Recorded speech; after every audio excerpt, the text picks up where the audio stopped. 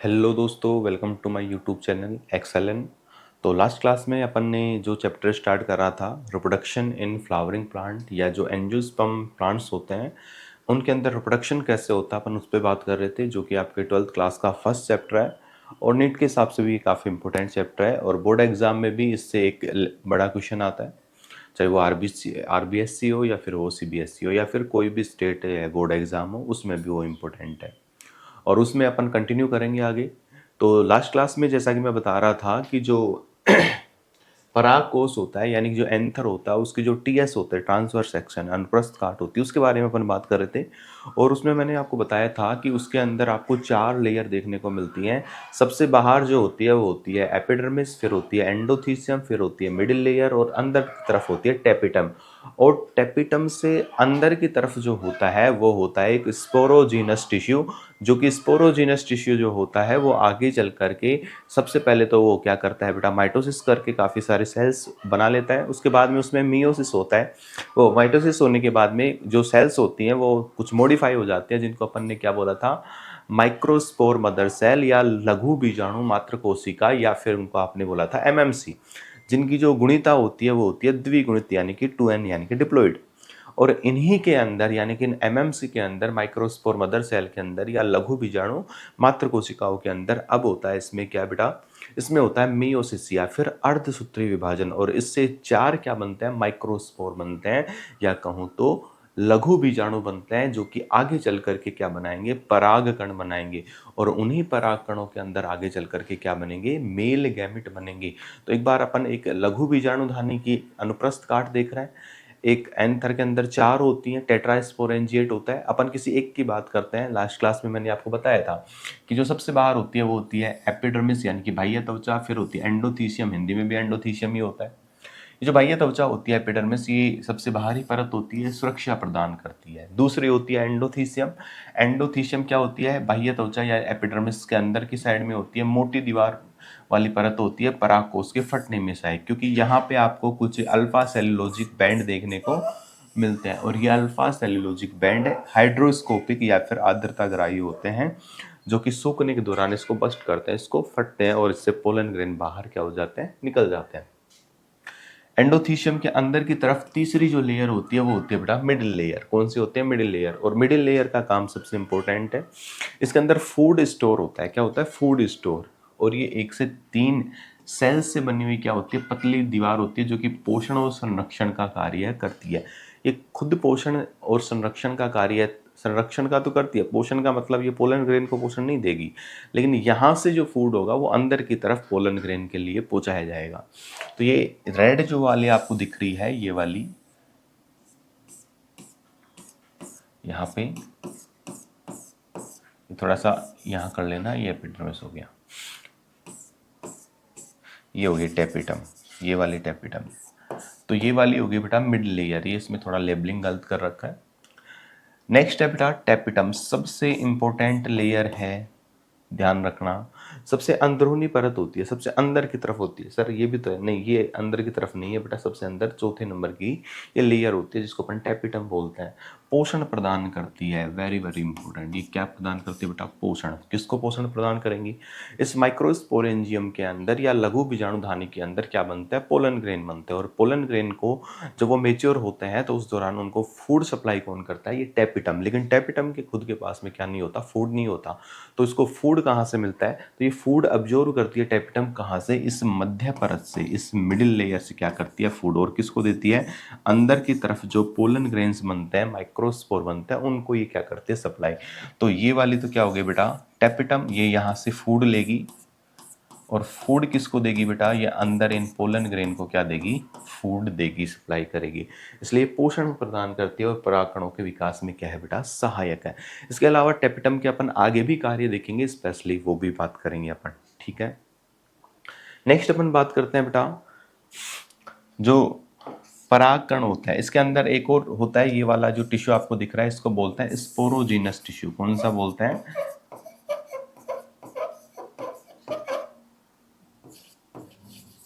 Sporogenous tissue या बीजाणु जन उत्तक इसको बोलते हैं। और इसी बीजाणु जन उत्तक से आगे चल करके क्या बनती है बेटा, MMC या माइक्रोस्पोर मदर सेल या लघु बीजाणु मात्र कोशिका, और इनकी गुणिता होती है 2n। और इन्हीं के अंदर क्या होता है, मियोसिस होता है या अर्धसूत्री विभाजन होता है। कौन सा होता है, मियोसिस या फिर अर्धसूत्री विभाजन। और इससे क्या बनते हैं, 4 माइक्रोस्पोर बनते हैं। इससे 4 क्या बनते हैं, इससे 4 माइक्रोस्पोर बनते हैं, जिनकी गुणिता क्या होती है बेटा, n होती है। और यही आगे चल करके क्या बनाते हैं, पोलन ग्रेन बनाते हैं। तो पोलन ग्रेन की जो गुणिता होती है वो हैप्लॉइड या फिर n होती है। परागकोश के भीतर स्थित नर जनन कोशिकाएं या इन पराग कणों के अंदर आगे चल करके क्या बनते हैं, मेल गैमेट बनते हैं। ये वाली क्या है बेटा, ये है परागकोश गुहा लोक्यूल्स।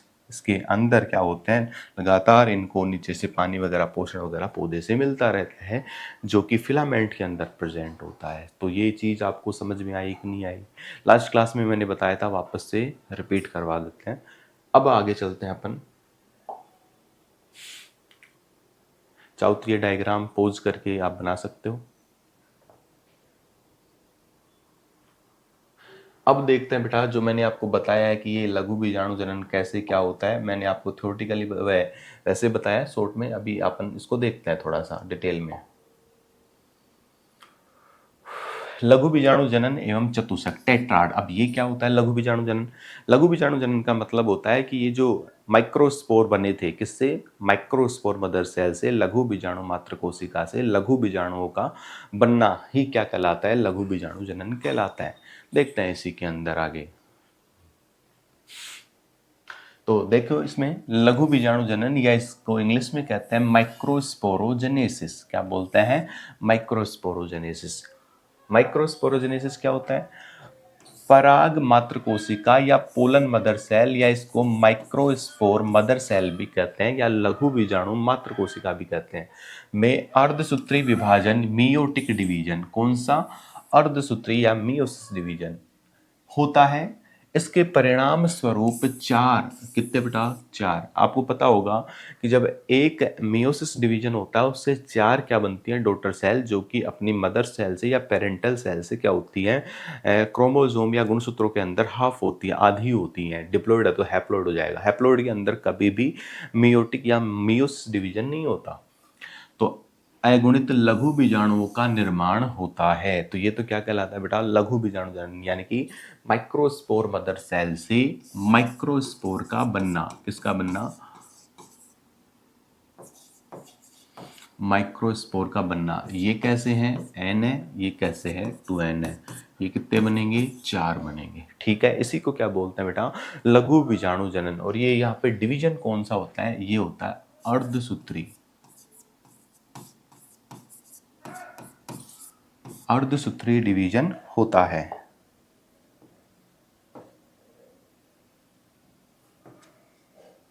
नेक्स्ट देखो बेटा, लघु बीजाणु चतुष्क या माइक्रोस्पोर टेट्राड। ये जो 4 माइक्रोस्पोर बनते हैं, ये एक टेट्राड की फॉर्म में, एक फिक्स स्ट्रक्चर की फॉर्म में क्या हो जाते हैं, ऐसे अरेंज हो जाते हैं।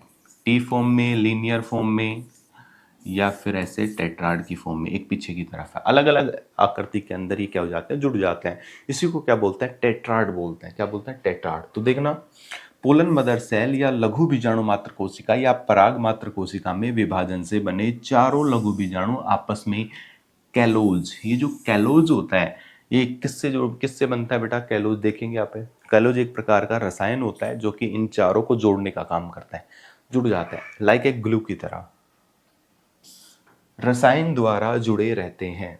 निश्चित क्रम में व्यवस्थित इस संरचना को माइक्रोस्पोर टेट्राड कहते हैं। ये जो 4 माइक्रोस्पोर होते हैं, ऐसे नहीं कि रैंडमली कैसे भी जुड़ गए, नहीं, एक इनका फिक्स्ड क्या होता है, अरेंजमेंट होता है, और उसी को क्या बोलते हैं बेटा, माइक्रोस्पोर टेट्राड बोलते हैं। आगे चलते हैं।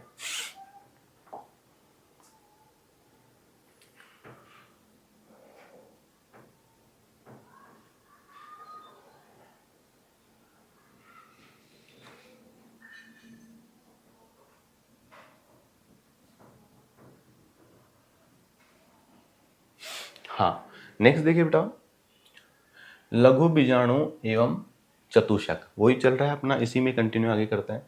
तो देखो बेटा, इसमें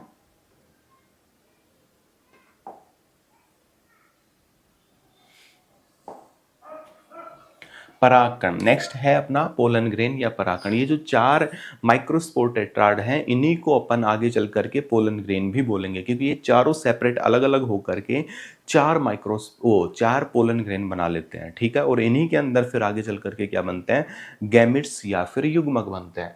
तो देखो, ये नर युग्मकोद्भिद या गैमेटोफाइट का प्रतिनिधित्व करते हैं। गैमेटोफाइट क्या होता है बेटा, जो स्पोरोफाइट होता है, स्पोरोफाइट के अंदर मियोसिस डिवीजन से 4 माइक्रोस्पोर बनते हैं और उन 4 माइक्रोस्पोर से आगे चल करके 4 पोलन ग्रेन बनते हैं। तो ये जो नर युग्मकोद्भिद या मेल गैमेटोफाइट का प्रतिनिधित्व करते हैं, इसी को अपन क्या बोलेंगे, पोलन ग्रेन। जैसे ये 4 पोलन ग्रेन्स हैं, ये आगे चल करके चारों सेपरेटली अलग हो जाएंगे ऐसे, और इनके बाहर आपको कुछ ऐसे स्ट्रक्चर देखने को मिलेगी।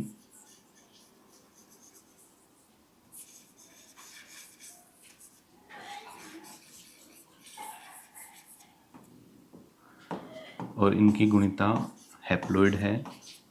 ये चारों के चारों क्या है, पोलन ग्रेन है। चारों के चारों क्या है, पोलन ग्रेन है। और ये पोलन ग्रेन क्या होता है बेटा, मेल गैमेटोफाइट का प्रतिनिधित्व करते हैं।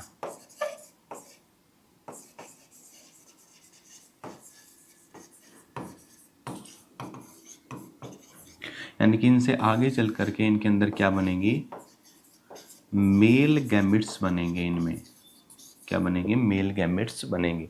देखते हैं आकार इनका प्राय कैसा होता है, पोलन ग्रेन गोल होते हैं। इसमें 2 स्पष्ट भित्तियां पाई जाती हैं। 2 स्पष्ट भित्तियां कौन कौन सी है, बाहर वाली को बाह्यचोल एक्साइन और अंदर वाली को अंत्यचोल। एक अपन सेपरेटली एक बना लेते हैं।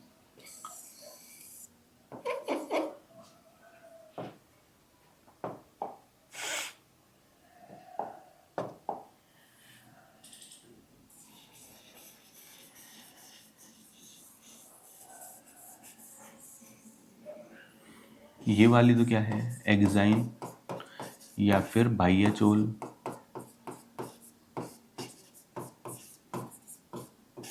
जो कि स्पोरोपोलिनिन की बनी होती है। किसकी बनी होती है बेटा,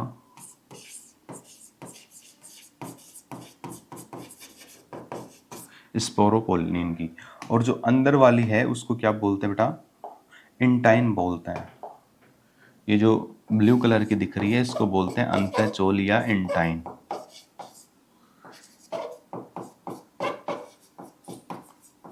और इसकी गुणिता है n। ये जो एक्साइन होती है सबसे हार्ड होती है, और ये एक हार्डेस्ट मटेरियल, प्लांट मटेरियल की बनी होती है, जिसका नाम है स्पोरोपोलिनिन। और ये बनवाता कौन है, अपन ने पोलन, इसका जो टेपिटम होती है, इससे इसका कार्य देखा था। तो इससे किससे, टेपिटम से क्या बन रही थी, स्पोरोपोलिनिन। और वो स्पोरोपोलिनिन इसका बाह्य चोल जो एक्साइन होता है उसमें जमा होती है, जिससे ये हार्ड हो जाता है पोलन ग्रेन। नॉर्मली ये क्या नहीं होता, डैमेज नहीं होता किसी भी हार्मोन या एंजाइम से, और लंबे समय तक पोलन ग्रेन ऐसे कैसे बने रहते हैं, जीवंत बने रहते हैं। आगे देखते हैं।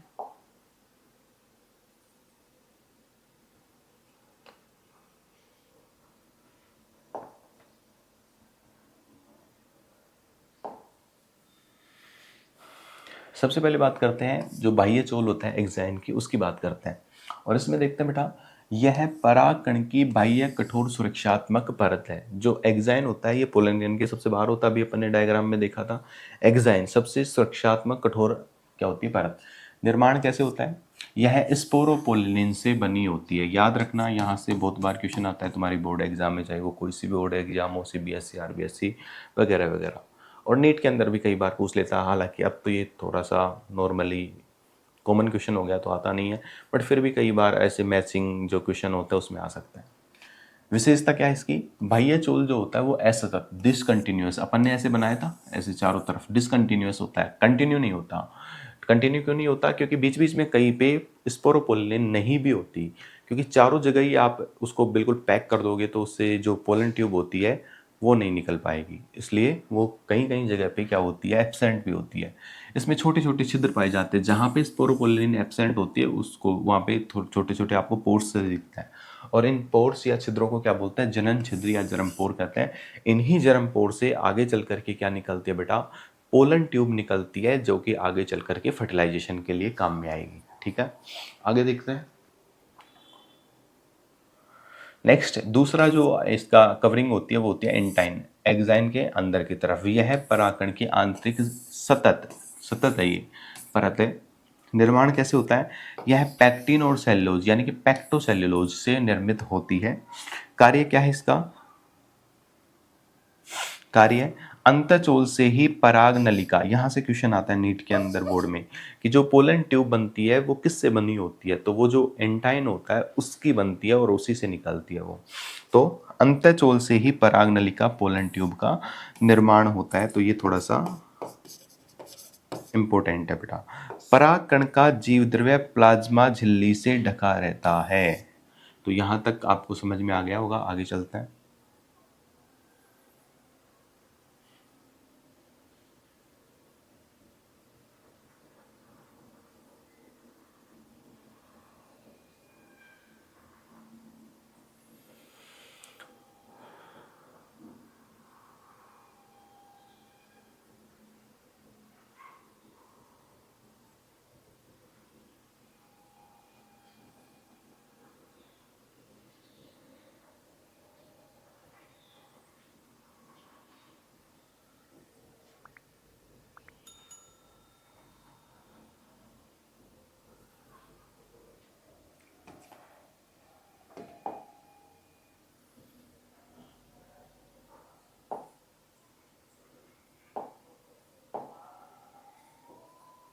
हाँ, ये क्या है? एक पोलन ग्रेन दिखा हुआ है 3D की फॉर्म में, 3D स्ट्रक्चर है ये इसकी।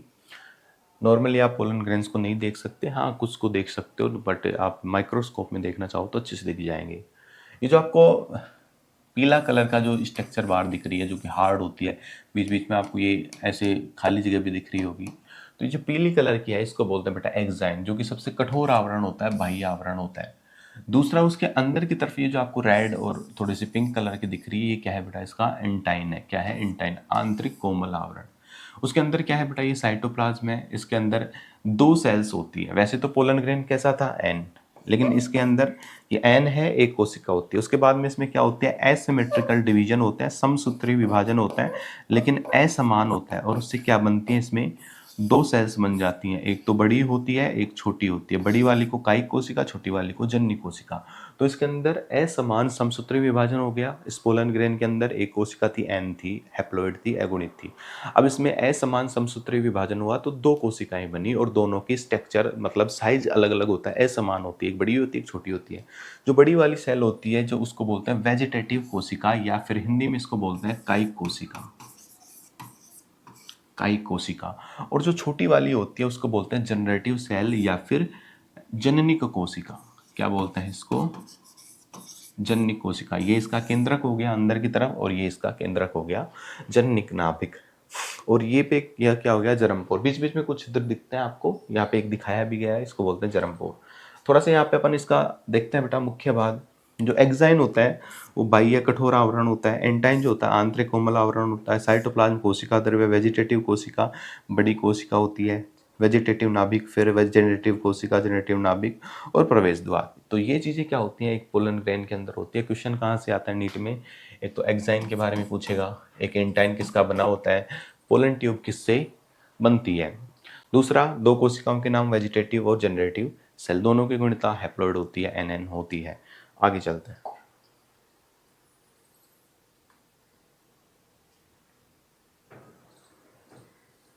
परागकण की कोशिकाएं एवं स्पोरोपोलेनिन, परागकण की कोशिकाएं एवं स्पोरोपोलेनिन। परागकण की कोशिकाएं एवं स्पोरोपोलेनिन क्या होता है? परिपक्व परागकण की कोशिकाएं, इसमें दो कोशिकाएं होती हैं, एक तो कायिक कोशिका जिसको वेजिटेटिव सेल्स कहते हैं या सेल कहते हैं, सॉरी सेल। आकार में कैसी होती है बेटा? ये बड़ी होती है। केंद्रक क्या होता है इसका? अनियमित होता है। इसमें प्रचुर मात्रा में खाद्य पदार्थों का भंडारण होता है या स्टोरेज होता है। तो दो सेल्स होती हैं परागकण के अंदर। शुरुआत में असमान समसूत्री विभाजन होगा, दो कोशिकाएं, एक बड़ी एक छोटी। बड़ी वाली को क्या बोलते हैं बेटा? उसको बोलते हैं वेजिटेटिव या कायिक कोशिका। छोटी वाली को क्या बोलते हैं? जननिक कोशिका या जनन कोशिका। बड़ी जो कायिक कोशिका होती है बड़ी होती है, केंद्रक अनियमित होता है, खाद्य पदार्थ का भंडारण होता है। दूसरी जो सेल होती है उसको बोलते हैं जननिक कोशिका, जनरेटिव सेल।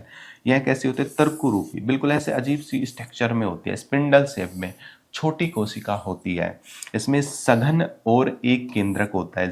जीव द्रव्य सघन होता है और एक ही केंद्रक होता है। नोट देखना, जनन कोशिका में समसूत्री विभाजन से दो नर युग्मकों का निर्माण होता है। अब नोट करने वाली बात क्या है, ये पोलन ग्रेन था, एक कोशिका थी, ये इसका एक्साइन हो गया, अंदर वाला एंटाइन हो गया। यहाँ पे एस समान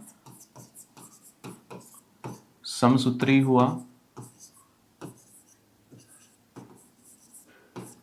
एस समान समसूत्री विभाजन।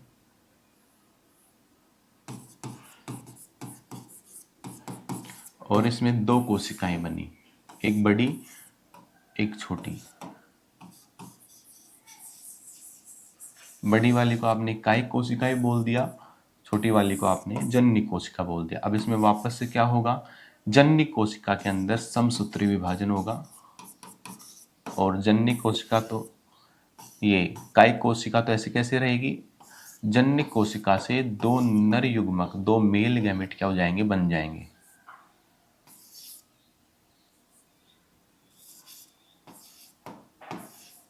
अरे बस कर भाई।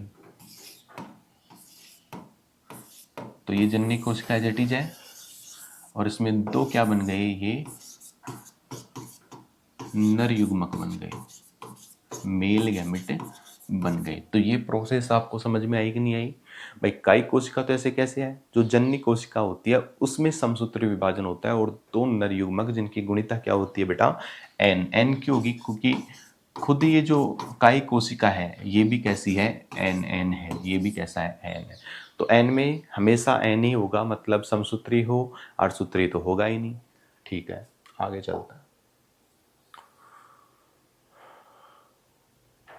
कोशिकाएं देख लिया, अब अपन देखते हैं स्पोरोपोलेनिन क्या होता है। और स्पोरोपोलेनिन में देखना बेटा, स्पोरोपोलेनिन यह वनस्पति जगत का, यहां से क्वेश्चन आता है, ये थोड़ा सा इंपॉर्टेंट है। यह वनस्पति जगत का सर्वाधिक प्रतिरोधक कार्बनिक पदार्थ है। यह उच्च ताप, सुदृढ़ अम्लों यानी कि कोई एसिड वगैरह भी है उससे, क्षारों एवं के प्रति कैसा होता है बेटा, रेजिस्टेंस होता है, प्रतिरोधी होता है। नेक्स्ट है, अभी तक ऐसा कोई एंजाइम ज्ञात नहीं है जो स्पोरोपोलिन को निम्नीकृत या डिग्रेड कर दे, यानी नष्ट कर सके। तो सबसे हार्ड प्लांट मटेरियल है किसके अंदर, प्लांट्स के अंदर, जिसका नाम है स्पोरोपोलिन। और एनिमल्स के अंदर होता है एनिमल, जो कि आपके दांतों के ऊपर की कवरिंग होती है वाइट सी, उसको एनिमल बोलते हैं। वो जंतुओं के अंदर या एनिमल्स के अंदर सबसे हार्डेस्ट मटेरियल होता है, और प्लांट्स के अंदर ये वाला होता है ऑर्गेनिक मटेरियल की बात कर रहा हूं मैं। नेक्स्ट देखना बेटा,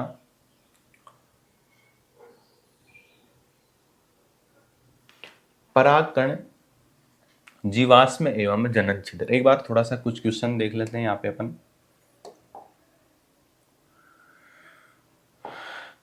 क्या कारण है परागकण जीवाश्मों की तरह लंबे समय तक सुरक्षित रहते हैं।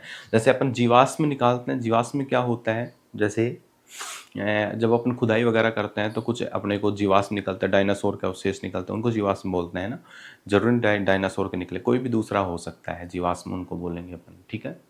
तो ऐसे ही ये कह रहा है कि आखिर जो पोलन ग्रेन्स होते हैं उनके जीवाश्म अच्छी हालत में कैसे मिलते हैं, मतलब वो गले वले मतलब नष्ट क्यों नहीं होते। तो इसका कारण है बेटा, परागकण का बाह्य चोल स्पोरोपोलिन से बना होता है।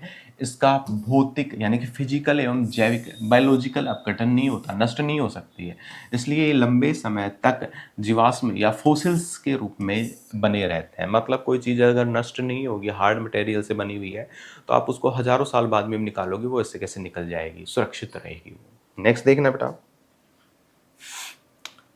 नोट, स्पोरोपोलिन का स्त्राव टेपिटम के द्वारा होता है। ये अच्छे से याद रखना, किसके द्वारा होता है, टेपिटम के द्वारा होता है। नेक्स्ट देखना बेटा, जनन छिद्र क्या होता है। परागकण के जिस क्षेत्र में बाह्य चोल अनुपस्थित होती है वहां एक छिद्र बनता है, जिसको क्या बोलते हैं, जनन छिद्र बोलते हैं। महत्व क्या है, इस जनन छिद्र से पराग नलिका पोलन ट्यूब बाहर निकलती है। ये जो जनन छिद्र क्या होते हैं, जहाँ पे स्पोरोपोलिन नहीं होती तो वहाँ पे एक छिद्र जैसी स्ट्रक्चर होती है, उसको जर्म पोर या जनन छिद्र बोलते हैं। इसका महत्व क्या है, यहाँ से जो पोलन ट्यूब इंटाइन से बनेगी वो इसी छिद्र से क्या होगी, बाहर निकलेगी, गेट का काम करेगा ये।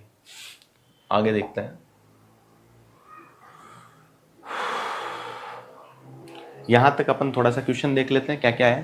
तो इसमें देखना बेटा, फ्लोरिकल्चर क्या है? तो फ्लोरिकल्चर क्या होता है? पुष्प की खुशबू, पुष्पों की खेती। देखते पता चल जाएगा, पुष्पों की खेती होती है, अपन ने पहले भी पढ़ा था। स्त्री या मादा जनन अंग का प्रतिनिधित्व कौन करता है बेटा? कौन करता है? जायांग करता है। आगे देखते हैं।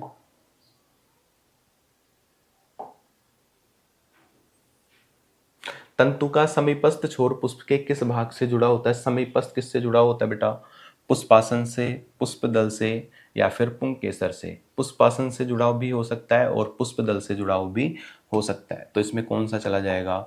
डी ऑप्शन चला जाएगा। कौन सा चला जाएगा? डी ऑप्शन चला जाएगा। ए और बी। एक प्रारूपिक पुंकेसर कितने भागों में विभक्त होता है? दो में होता है बेटा। कितने में होता है? दो में होता है।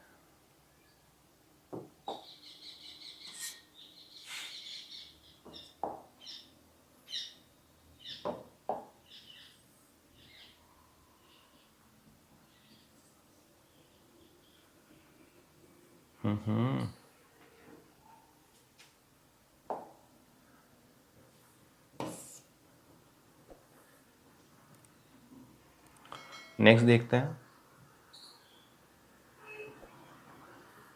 एक प्रारूपिक आवर्तबीजी परागकोश होता है। एक पालित, द्विपालित, तीन पालित, चार पालित। द्विपालित होता है बेटा। कितने पालित होता है? द्विपालित होता है। अपन ने देखा भी था ये। नेक्स्ट देखते हैं। पुष्प में नर और मादा क्रम से जनन संरचनाएं होती है। नर तो होता है बेटा क्या? पुमंग। दूसरा क्या है बेटा? जायांग। फर्स्ट वाला चला जाएगा। लघु बीजाणु चतुष्क की सूत्र गुणिता क्या होती है? जो लघु बीजाणु होता है, टेट्राड होता है, उसकी गुणिता क्या होती है? N, 3n, 2n, n। तो इसमें 2n है बेटा। एक ऑप्शन को आप थोड़ा सा अलग कर लो, n ही आएगा इसमें। ठीक है, तो n होती है लघु बीजाणु चतुष्क की। इसको काट लो, ठीक है ना, फिलहाल के लिए। ये क्यों नहीं हुआ ऐसे मत कह देना, ये ऑप्शन गलत दे रखा है, क्योंकि ये भी n ही होता है, दो थोड़ी ना सही होंगे। क्वेश्चन में कई बार मिसप्रिंटिंग हो जाती है ना। नेक्स्ट देखना। स्पोरोपोलिनिन का स्त्राव होता है, किससे होता है? टेपिटम से होता है बेटा। किससे होता है? टेपिटम से।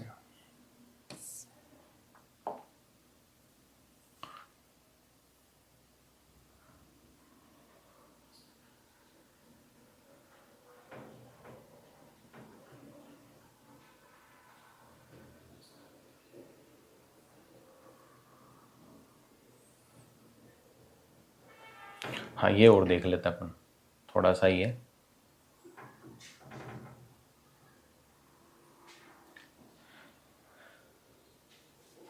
नेक्स्ट देखना बेटा।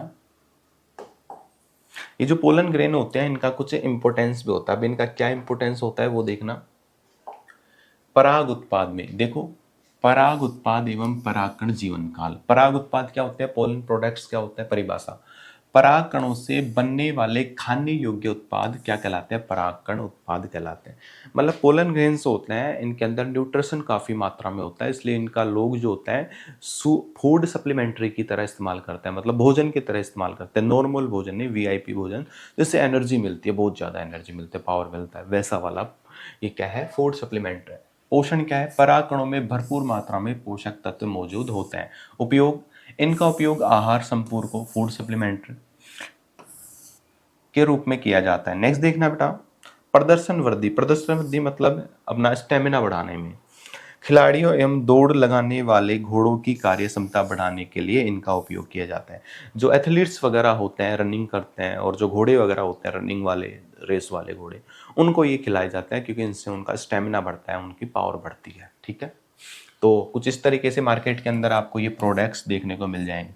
जब शहद खाते हो तो शहद का जो टुकड़ा होता है, जिसमें जो शहद होता है, कई बार उसमें पोलन ग्रेन्स भी होते हैं, तो लोग उसको ऐसे ही खा जाते हैं, वो कोई दिक्कत नहीं, अच्छा होता है वो। पर हाँ, किसी को एलर्जी भी हो सकती है इस चीज़ से।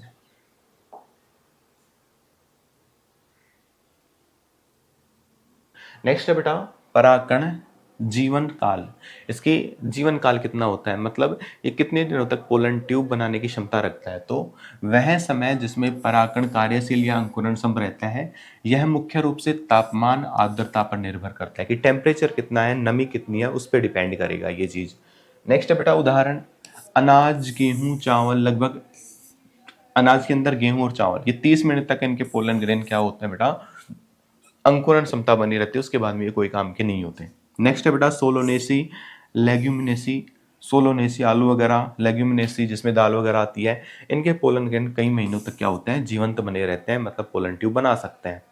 नेक्स्ट है बेटा शीत तापीकरण या क्रायो प्रिजर्वेशन। अब ये क्या होता है, क्वेश्चन आता है यहाँ से, क्रायो प्रिजर्वेशन नीट के अंदर बहुत बार आ चुका है।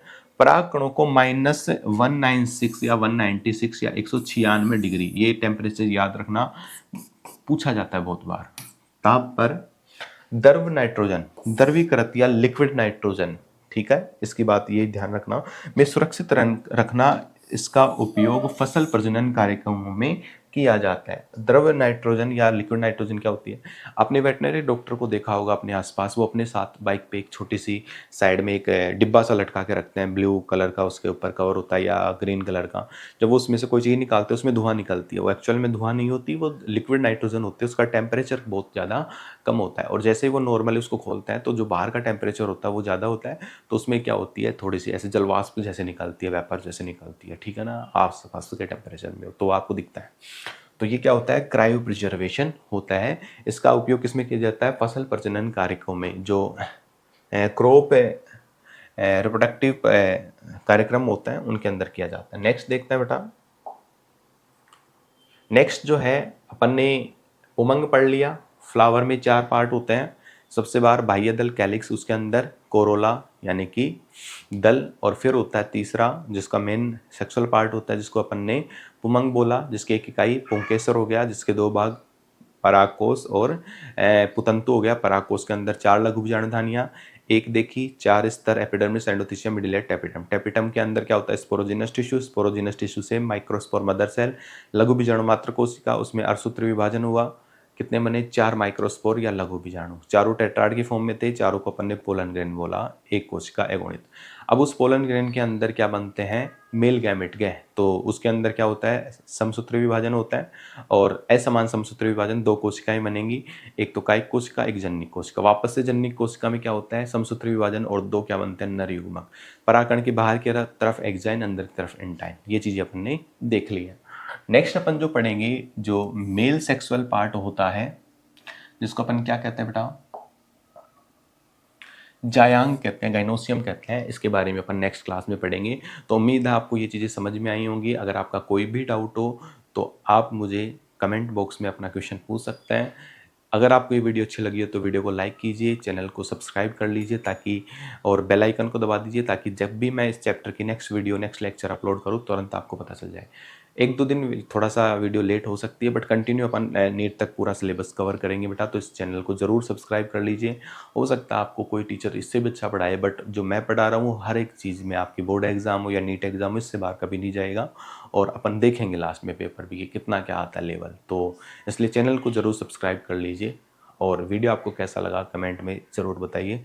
मिलते हैं नेक्स्ट क्लास में, तब तक के लिए जय हिंद एंड जय भारत।